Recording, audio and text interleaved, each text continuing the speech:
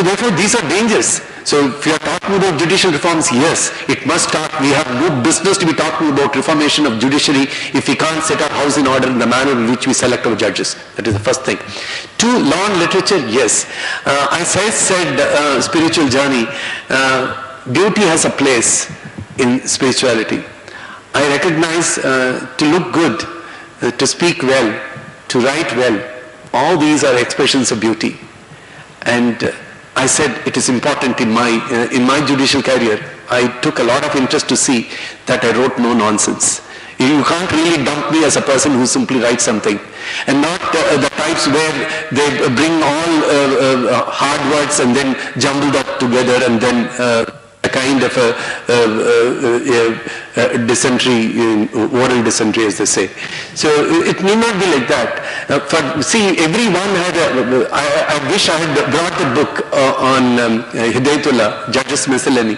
He would write about Vivian Bose, prose which was truly enviable. He could write something, and Patanjali Shastri, who was the Chief Justice, had said, if any one of us in the bench wanted a judgment which was to be written well, which had a good prose, we will consign it to Bose. That's what they would say. There are various types of persons. If you would ask me, Gajendra Datkar had another kind of style. He was such a scholarly person. Therefore, he will look for new vistas of growing, of developing law. On the labor jurisprudence, his contribution is immeasurable, and he had a wonderful prose to write. And Krishnayar, everyone could not be a Krishnayar. And Krishnayar, it was to him, when you read it, he will talk about brevity and virality. You didn't know that virality had any existence in any dictionary. You would say that. And you talk about brevity and still write in 20 pages how it should be brevity. So therefore he could do all that. It was still a kind of a class. It was natural to him.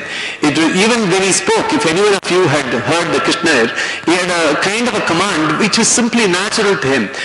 Winston Churchill can go a little ashamed in the presence of Krishnayar. It truly was. So therefore, and then you had Chandrachud. Chandrachud is a person, if you're looking for clarity in judgments anywhere, you'll have to take to Chandrachud, or what he wrote. Or some of those wonderful expressions of what you find in the dissent in H.R. Khanna's judgment. So these are judges who wrote with style. I think style is essential. I cultivated a style, and it was my own. There is nothing extraordinary. I wouldn't be using any flowery language, but I knew when I was writing some. See, again, we will go after some judgments. There are ever so many judgments which I would have written in 5 lines. In fact, it happened to me. A judgment which disposed of in 5 cases, in 5 lines. I said a matter which would require to be seen is whether the insurance company could have been burdened with liability. I find it is not possible for the simple reason that there was no payment, the premium had not been paid, and therefore he could not have been made liable. This is what it was. It went to the Supreme Court, and Justice, I'm prepared to use the name, Justice Singhvi and another, they remitted the matter, saying, reminding me, a court of first appeal is a court of fact. It is bound to set out all the facts of the case and come to a judgment on a reason which is appropriate. We frown upon this manner of disposal of the appeal. It came back to me. I began the judgment like this. What could be written in 5 lines is now mandated to be written in several pages. Now here goes 20 pages, and then you will have the judgment. I can't say.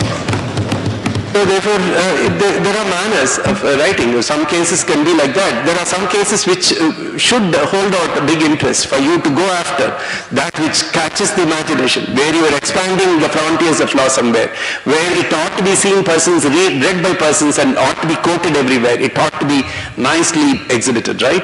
It is, therefore, you'll have to look for the style in some judgments at least, and that is essential. I think it's truly essential for a good judgment. Sir? Yes. Sir, you withdrew from your blog due to certain professional reasons, but do you think that there should be a space for such blogs and interactions between the judiciary and the general public outside of a courtroom? Because while I understand the argument that such interactions might interfere with the course of justice, they also have the opportunity to provide a some transparency and a second layer of explanation that it is not possible to provide in a judgment. So, sir, what is your opinion now on this? Yes, it's a tough call. Actually, I found trying to be very objective, I thought it was a little impetuous on my part when I wrote my own critical appraisal on a judgment of a full bench of my court. I had no business to be doing. Probably I crossed the line a little bit there, and then later I regretted. And one of the judges who I respected a lot, he called me and said, "Do you think it's fair?" I said, "It's not fair. I'll drop it." So therefore, when I began and when I wrote and when I continued even after becoming a judge, I thought I'll be able to limit myself. But I realized it's difficult. There are American judges, some of the judges who blog, there are very popular blogs. I found myself in several situations, rather pickle situations were there. After I became a judge, there used to be questions to me. There was one person who said, this judge, who I don't know what he had written, this person said, where will a litigant have any confidence if he writes women-centric articles? I don't know what women-centric articles I wrote, and that there was someone who was in the response had given something like that. And there used to be several times later, because in my blog there used to be my email ID, people direct questions of legal problems which they're encountering. What would happen if somebody uses it somewhere? This judge who is there, who is saying like this, and you are saying like this, how is it correct? So therefore, it could be, a person can say it is not a judgment which will bind me, but he could be put to an embarrassment. My own subordinate judge there could be embarrassed if my answer which I have given to a question is used somewhere to a subordinate judge. So blogging, I think, comes with a lot of responsibility. For now I don't have, now I'm still a government servant, and therefore what published articles I put here now and there. Blogging is, it would require enormous care, and it cannot be trusted the way we are, because we are not still a very open society. I have at all times been very open. In all my talks I used to be telling my members of the subordinate judiciary. I used to be very active in the Judicial Academy, training for judges. I have taken at the National Judicial Academy regular classes there, and I meet with judges. I would tell them, even when you live such a life, you need to lead a transparent life. You should never be found wanting in anything. When you open your laptop or when you are before a computer, think at all times there is a person who is placing his chin on your shoulder and watching what you are watching or what you are writing. So therefore, try to bring that amount of transparency. Don't do anything in your conduct which can be suspicious or which is not being in tune with what is appropriate for a judge. So therefore, the appropriateness demands a transparency of unusual degree. I was transparent in all my life. So therefore, even the issue of this assets declaration, it was my manner of doing. It was not even an issue for me. And there was a friend who wrote to me saying, "My God, somebody was saying that you are declaring your asset. I realized that you are declaring your insolvency. I didn't know you were so terribly impoverished." So this is what it was. I had nothing to hide, and therefore probably I declared. And somebody was asking, "If you had more money, you wouldn't have declared, brother." I said, "Yes, that is true. I'm not typically like that." So therefore, transparency as a walk of life, if you have, you are comfortable. And that must be a general trait. This again is for me a spiritual experiment. For me, everything about me must be transparent. Anyone wanting me, half the time even in my room, I never lock my room. I just keep it open. At any time, let anyone come and see. It doesn't need to knock and come in for me. As much as we all respect our privacy, for persons in public life, or some of those persons, the most licentious, a lot of people, promiscuous lot in US could still be protecting the privacy and things, but if they are in public office, you expect the best. You expect the person to be impeccable in his conduct. For me, being a judge comes with a huge responsibility. To be transparent, to be honest, to be available for being explored inside out. That I think you should be. Not everyone can do that. So considering that judging is a spiritual journey, a spiritual journey is very personal to people, and sometimes what happens then is you can almost say what kind of path a particular judge would take on a particular dispute, which means that courtrooms in high courts or the Supreme Court would be saying that this person will do this with a particular dispute. If each judge is allowed to take upon his personal spiritual journey, what do we do about, say, a uniform position of law or uniform disposition towards a legal dispute? I can't see spirituality as something which is an antithesis to what is acceptable for all. For me, spirituality is a manner of bringing a harmony. So therefore, each one will have a spiritual journey is fine, but then those journeys meet. And therefore, I will not see this will create a conflict anywhere. It's not, see, the religions are what we create. I have divided people. I'm not a very religious person. I maintain a difference between spirituality and religiosity. For me, spirituality is about truth. Can anyone say that this can conflict another person's approach will be wrong, which will come at loggerheads with mine? I will not say that. Will I say if there is in the way I do or what I write, I need enormous reasons to be brought in there to what I do. I will question everything. If there are 10 facts brought, 10 things which are 10 incidents brought, I will test everything. Does it satisfy my conscience? That is spirituality for me. Not ducking some and taking another. I'll try to be even-handed about the approach I take. That is for me spirituality. In the way I express, I look for style, I look for honesty, I look for everything which is transparent. That is spirituality for me. That I would advocate for anyone. I don't think there should be any difficult situation emerging out of a spiritual journey of what I'm talking about.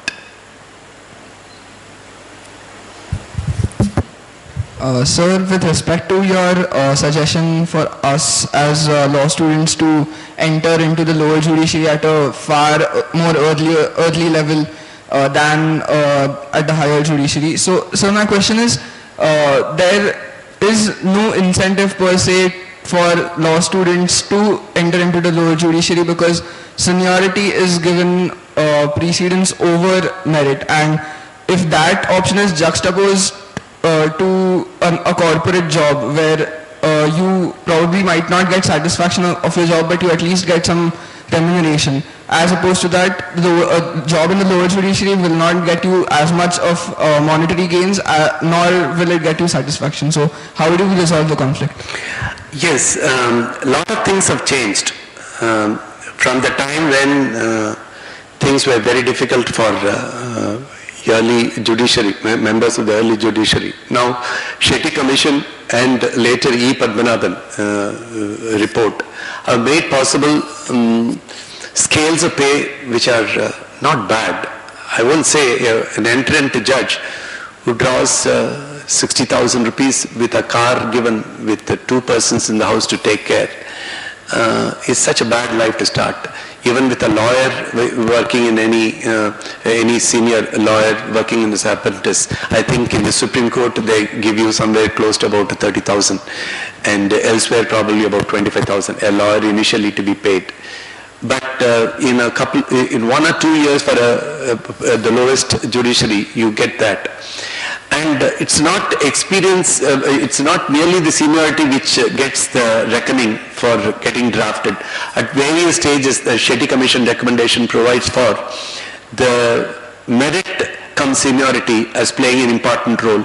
You have this at various levels of the judicial career. So from the subordinate judges to go to the additional district judges, there is at every 25% is given. It's again, it's affirmed through the Shetty Commission as approved by the Supreme Court. It provides for 25% for merit. So therefore, we require judiciary which is smart. We have persons truly now, persons who are hopeless in subordinate judiciary. If you look for a judge who arrives in the High Court as by a sheer default by seniority of how he comes, it's pathetic. There are several guys who don't understand. I know a person who says of a High Court judge, I'm saying, what is wrong about feticide, brother? if the parent, if a person does not want, and then female feticide, what is the big issue? And there is another judge who tells me, oh brother, you come from south, you don't know. Cops are essential. What are you thinking? They are the social conscience keepers. So they know what they're doing. So we have persons like this. So with the kind of education and what you will go through and what kind of interchanges that you have, the debates that you have, I'm sure you won't do anything of what you find them happening. And it's not a very big, see, honestly, let me speak for myself. Now that you ask a question, let me be honest. Or what I can feel comfortable about myself, I can't feel comfortable with another.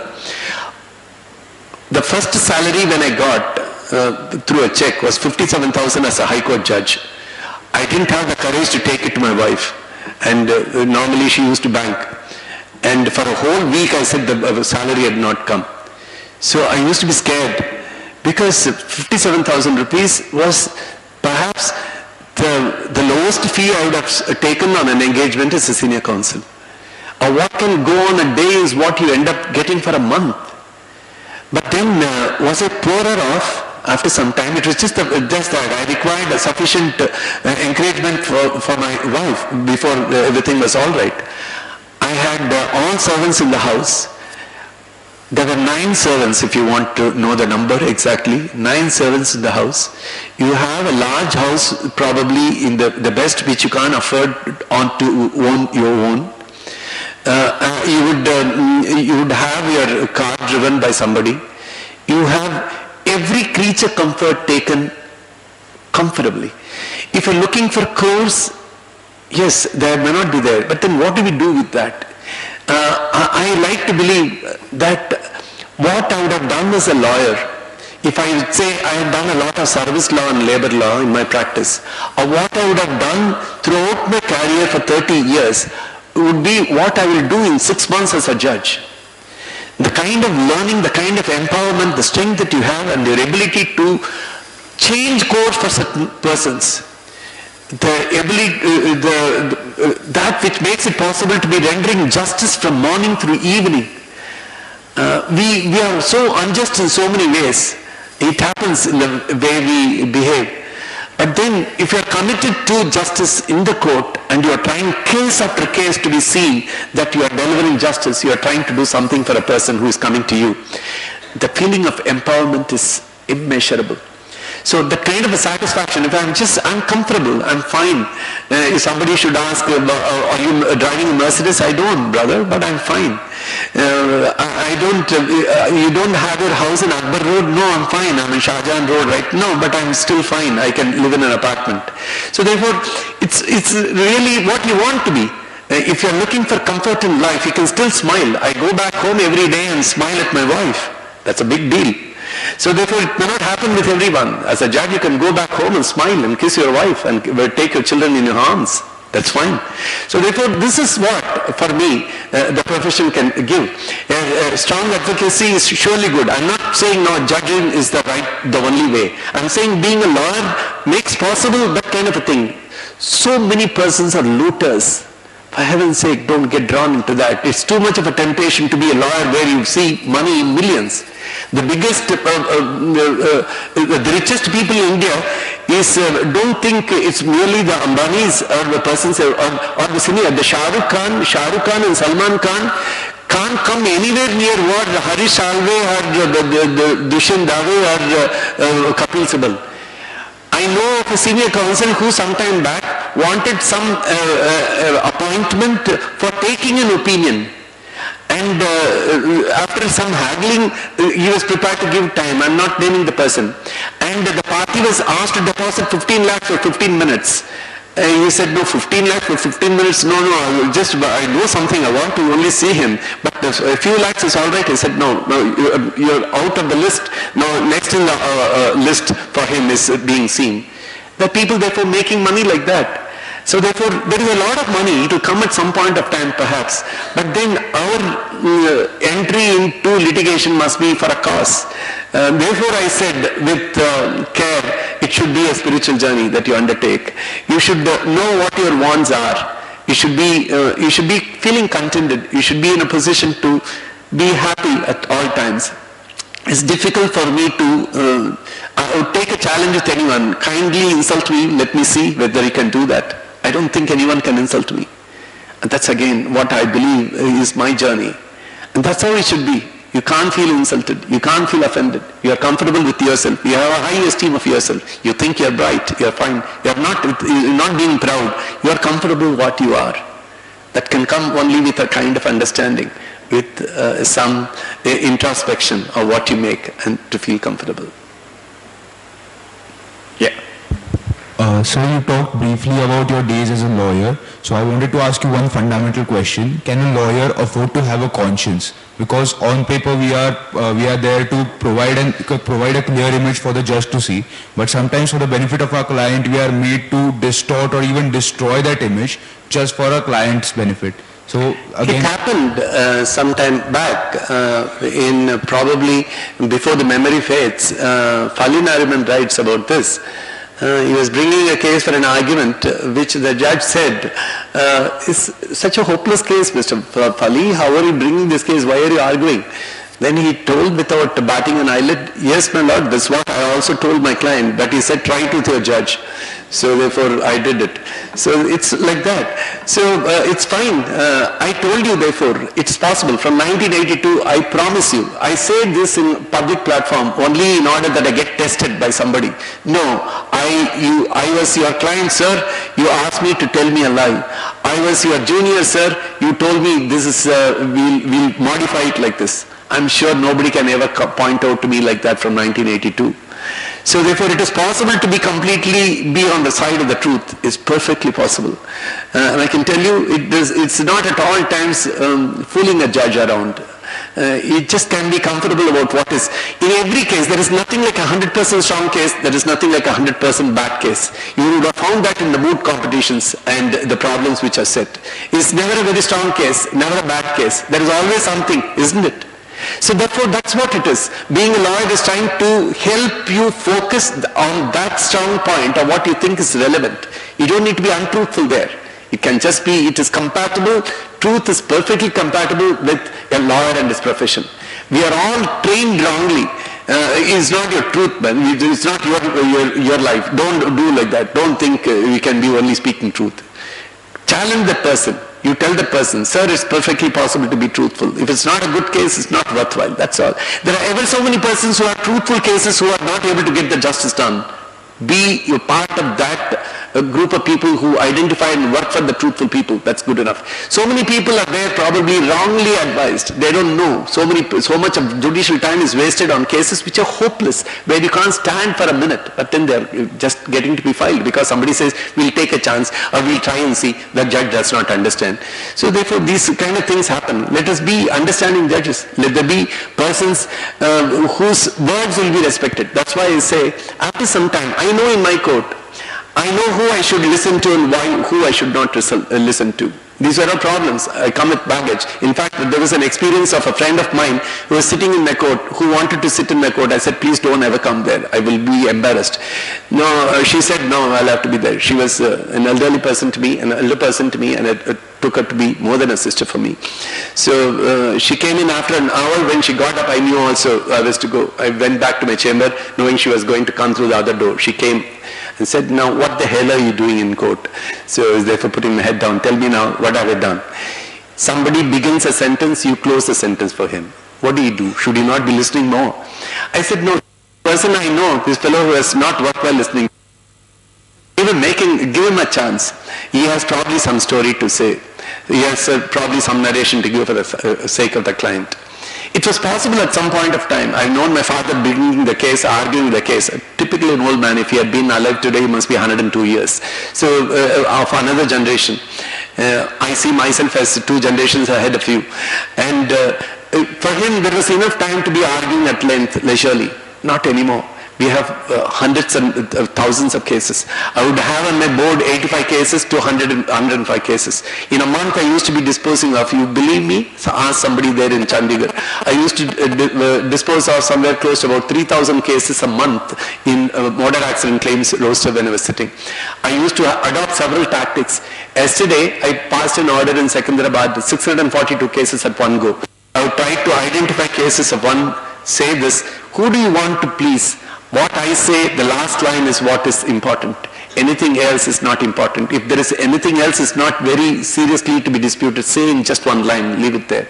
So it's possible to be truthful, to do things. And the biggest challenge every day before I go to court would be only a kind of a silent thought that today my words must be sufficiently strong that the person who receives the judgment believes that I have spoken what is just. It had happened to me once. That was probably the most redeeming. If anyone would ask me, I invariably go emotional about that. I hope I will not be.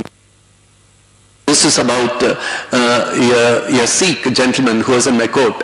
And then he was a person who had been dismissed from service. The Labour Court had directed reinstatement. A senior counsel was appearing against him. So the senior counsel began, and before he began, I saw that the party himself was appearing. I said, now you are appearing in person. You are pitched against the senior most counsel here. Would you like to... shall I engage a counsel for you? I'll put a senior counsel in charge from the legal service authority. And the man said, sir, I've been sitting in the court for the last 1 month watching how proceedings were going. I'm now convinced that I'll get justice in your court. I'll sit and I'll argue the case myself. He seemed to be well prepared. Then I told him what was the issue. I asked the senior counsel. He said, no, this man refused to abide by the order of transfer. He disobeyed, and the proceedings for insubordination was taken, and he was dismissed from service. And this order has been set aside by the Labour Court.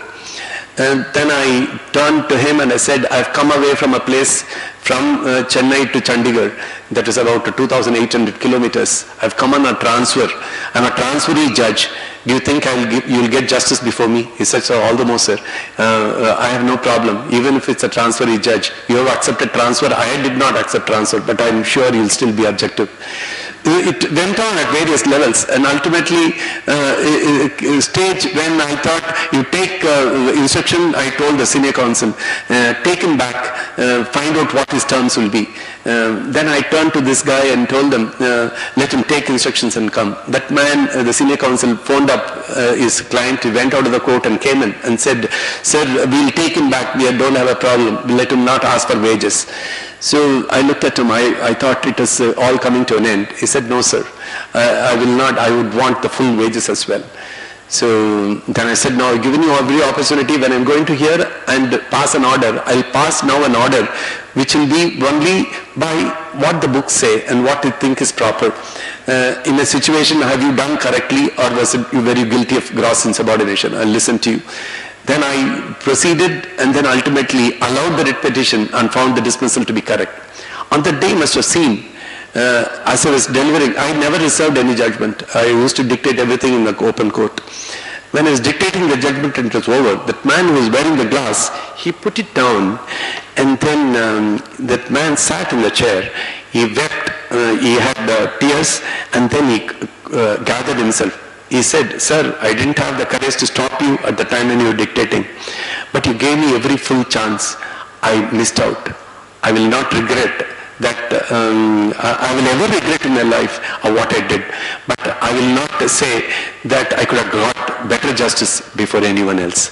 That, I think, is the greatest certificate that I have obtained in my judicial career. I'm saying because that words are what we give, that it convinces somebody is a rare thing to happen. That we can convince can happen only if you have brought upon yourself that that kind of emotion of being true, of being transparent, of being justice-oriented at all times. It's surely bound to be infectious if you see it in your practice and you see how people around you get affected.